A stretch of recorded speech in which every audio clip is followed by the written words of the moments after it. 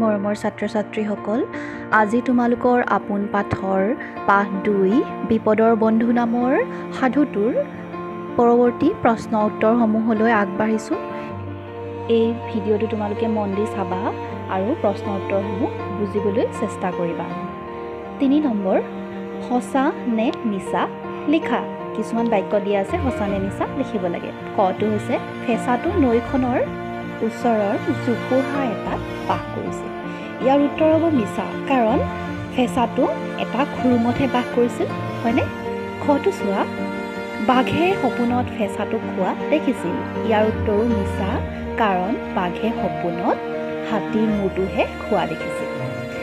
গটো হৈছে হাতীটোৱে ফেঁচাটোক সহায় কৰিছিল। এইটো সঁচা হ'ব, কাৰণ সঁচাকৈ হাতীটোৱে ফেঁচাটোক সহায় কৰিছিল। ঘ প্ৰশ্নটো হৈছে শিৱই ধ্যানৰ পৰা উঠিয়ে হাতীটোক দেখিলে। ইয়াৰ উত্তৰ হ'ব মিছা, কাৰণ শিৱই ধ্যানৰ পৰা উঠি ফেঁচাটোকহে দেখিছিল। ঙ নম্বৰটো হৈছে বাঘে হাতীৰ মূৰটো খাবলৈ নাপালে। ইয়াৰ উত্তৰ হ'ব সঁচা, কাৰণ বাঘে শেষত হাতীৰ মূৰটো সঁচাকৈয়ে খাবলৈ নাপালে। 4 নম্বৰখিনি কেনেকৈ কৰিব লাগিব চোৱা।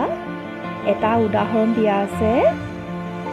প্ৰথমৰটো হৈছে নদী, নদী, নৈ। ঠিক তেনেদৰে গছ হ'ব বৃক্ষ, কাৰণ গছৰ আন এটা নাম বৃক্ষ। হাতী, গজৰাজ, শিৱ, মহাদেৱ।